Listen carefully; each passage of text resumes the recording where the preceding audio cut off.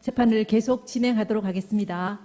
다음에는 서증 등에 대한 증거 체부 및 증거 조사 등에 관하여는 주심 재판관님께서 진행하시겠습니다. 예, 서증 정리에 앞서서 이 주심 재판관이 편파적이라고 하시니 그거 조금 정리를 좀 해야 될 것 같습니다. 먼저 이동욱 변호사님께 조금 제가 먼저 질문을 한두 가지만 드리겠습니다. 예. 지금 우리 헌법 재판을 할 때 쟁점을 정리한다든지 아니면 이 탄핵 심판 절차에 준용될 법령을 정하고 증거를 취사 선택하는 거는 주심 재판관이 혼자 할 수 있습니까? 그건 권한이 없죠. 그렇습니다. 예, 그건 재판부의 권한이죠. 예. 예. 그리고 이 헌법재판도 소송법이 준용이 되고요. 그렇습니다. 다만 이제 변론주의지만 직권주의가 좀 강화된 재판 아니겠습니까? 따라서 증인 신문이 양측 증인 신문이 부족하다든지 또는 나와 있는 증거와 모순이 되면 재판부에서 확인해야 되는 것 아닙니까? 그게 그렇습니다. 부족해도 재판부는 아무것도 물으면 안 되는 건가요? 저도 재판관 재임 중에는 그렇게 했던 것 같습니다. 예. 그리고 이제 그런 증인 신문도 주심 재판관으로서는 재판부를 대표해서 좀 주도적으로 해야 될 책무가 있는 것 아니겠습니까? 그렇습니다. 동의하시죠? 예. 예. 아마 지금 김평우 변호사님이나 정기승 두 분 어르신께서는 헌법 재판을 많이 안 해보셔서 그걸 조금 잘 착오가 있으셨던 것 같습니다. 지금 그 적혀 있는 그런 부분들은 좀 기다려 주세요. 예, 그런 부분들은 이동욱 변호사가 뭔데 이 문제를 결정할 수 있습니까? 그 결정을 말씀드린 건 아니죠. 잠깐만 기다려 주십시오. 여러분들의 의견을 들어야지 이동욱 변호사 개인에게 질문하실 사항이 김평우 변호사님 조금 좀 기다려 조용히 해 주십시오. 주십시오. 예.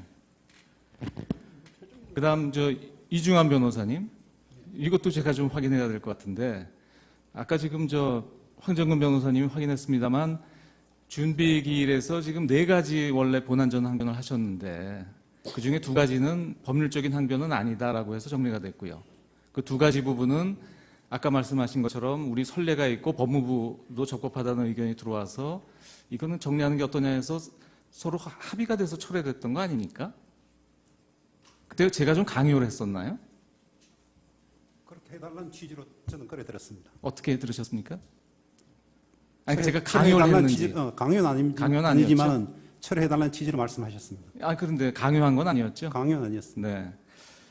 그리고 지금 제가 여러 가지 이제 주심 재판관으로서 증인 신문을 할 때 저는 그 기록에 나와 있는 증거나 아니면 그 증언 내용이 모순되는 점을 이렇게 주로 질문을 했었는데 제가 질문하는 중에 증거에 나오지 않는 개인적인 지식이나 견해를 가지고 증인한테 추궁한 적이 있습니까? 저는 그런 기억이 없거든요. 다 증거가 모순된다든지 다른 사람 진술하고 모순되는 걸 물어봤지 저의 무슨 개인적, 이 증거가 없는 개인적 지식이나 견해를 자랑하거나 물은 적은 없는 것 같은데 어떻습니까? 쭉 지켜보시면서 그런 적이 있었나요?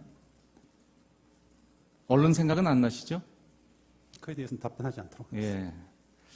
그래서 지금 여러 가지 걱정하시는 거야 저희들로서 아니면 주심으로서 여러 가지 불찰이다라고 생각은 합니다만 지금 두 분 변호인께서 적어주신 부분은 좀 정확하지 않은 사실관계에 근거한 것이 꽤 있다. 그런 점에서 그 법정에서 주심 재판관의 이름까지 특정을 해서 편파적이라고 주장하시고 심지어는 청구인의 수석 대리인이다. 물론 철회하셨습니다만 이런 표현을 쓰신 것은 우리나라 법정은 물론이고 아까 말씀하셨던 미국 법정에서나 아니면 유럽 법정에서는 있을 수 없는 일이다.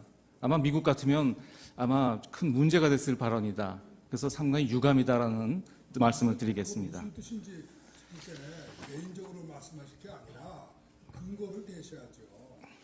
자, 그다음에 이제 사실조회에 관해서 말씀드리겠습니다. 2017년 2월 20일자로 문채 관광부 장관으로부터 사실조회가 도착을 했습니다. 청구인 측에서 신청하신 건데요. 그 동계스포츠영재센터 지급보조금하고 늘품체조 관련 예산 관련된 거 다 확인하셨죠? 예. 필요한 부분이 있으면 나중에 원형하시면 되겠습니다.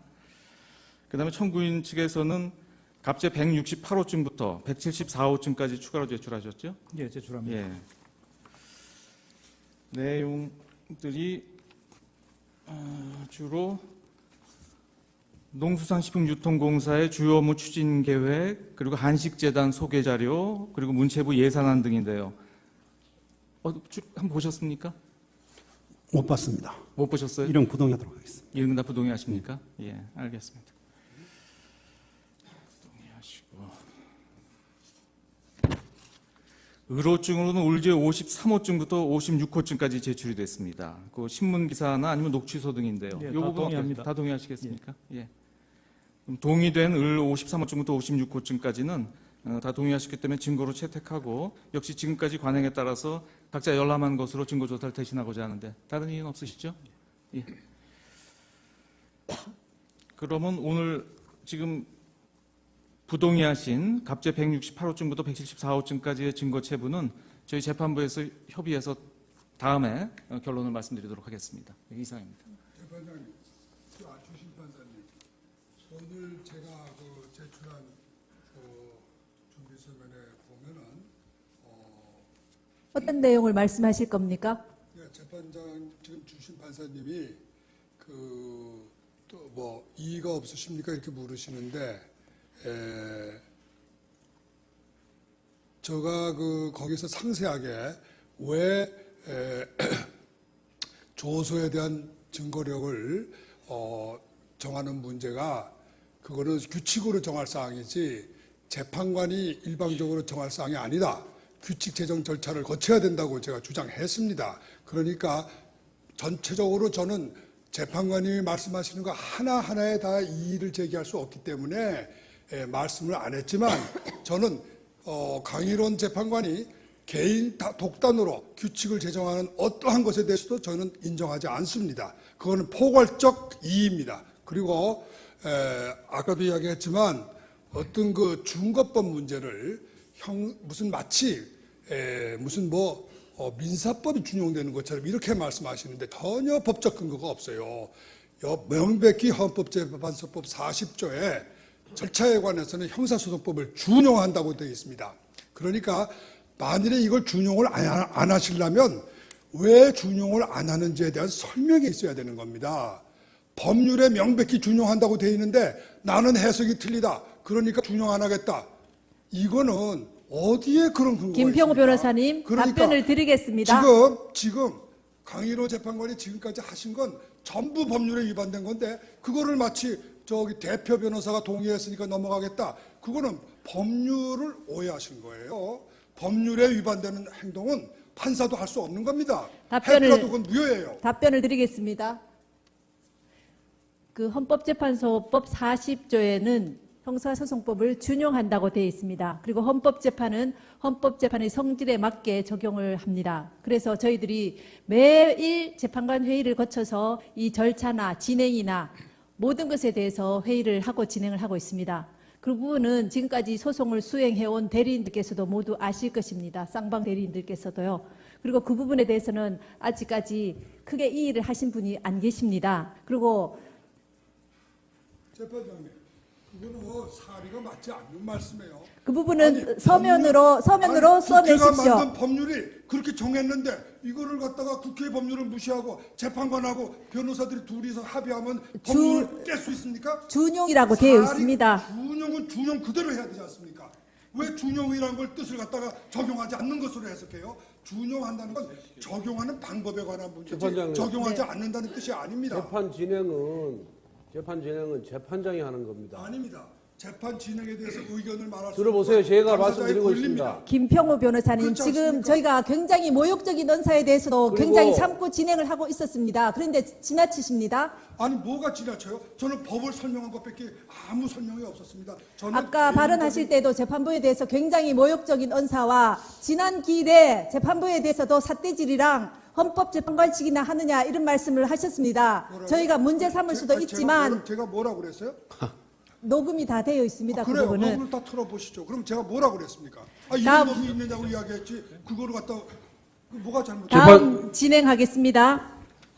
재판장님, 원만한 재판 진행을 방해하고 이 신성한 헌법재판의 권위와 신뢰를 저해하는 행위에 대해서는 재판부에서 단호한 조치를 취해야 된다는 것이 국회를 대표하는 소추위원의 생각입니다.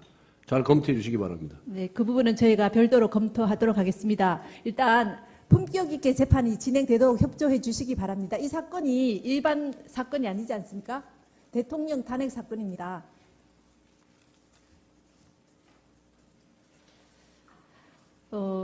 그리고 아까 여러 가지 편파적이다, 공정하지 않은 재판이다 이렇게 말씀을 하셨는데요.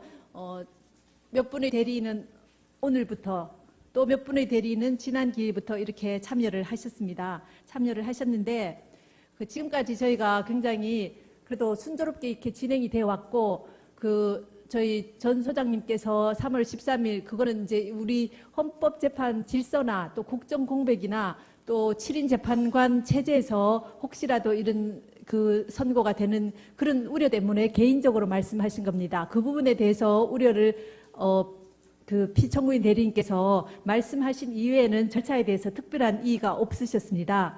그만큼 저희 재판이 공정하게 또 저희로서도 최선을 다해서 진행하기 위해서 노력해 왔다는 것은 이 법정에 계신 청구인 대리인이나 피청구인 대리인 그리고 방청객 여러분, 온 국민이 지금 동영상으로 다 보시고 계십니다. 그 부분에 대해서 지금 지난 기일과 이번 기일에 참여하신 변호사님들께서도 충분히 그 말씀을 저희가 참고를 하겠지만은 그 부분에 대해서 그렇게까지 재판부에 대해서 모욕적인 언사를 하신 것은 조금 저희 재판부로서도 매우 유감스럽습니다. 그리고 저희가 그 말씀을 하셔서 저희가 진행 경과에 대해서 한번 살펴봤습니다. 휴정 시간 동안에 살펴봤는데요. 문서 송부 촉탁이 그리고 이 재판이 아까 김평우 변호사님께서 청구인의 입증이 끝났기 때문에 이제부터 피청구인이 반론을 시작하신다고 말씀하셨는데요. 준비기일부터 쌍방의 공이 똑같은 변론의 기회가 주어졌습니다. 그래서 청구인과 피청구인 쌍방에서 모두 주장과 입증을 같이 하여 오셨습니다. 맞으시죠? 피청구인 대리인 그거 부인하실 분 안 계시죠?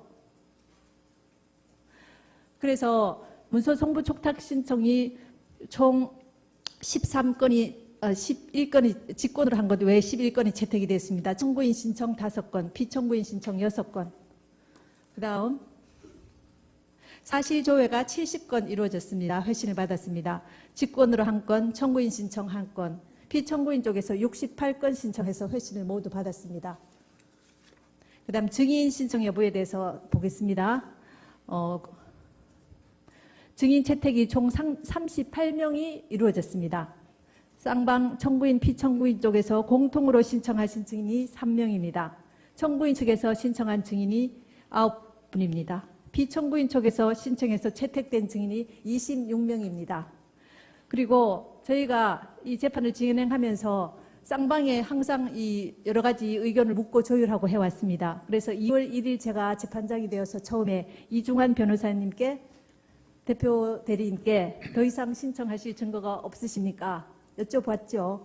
더 이상 없다. 그건 언론 보도에도 있습니다.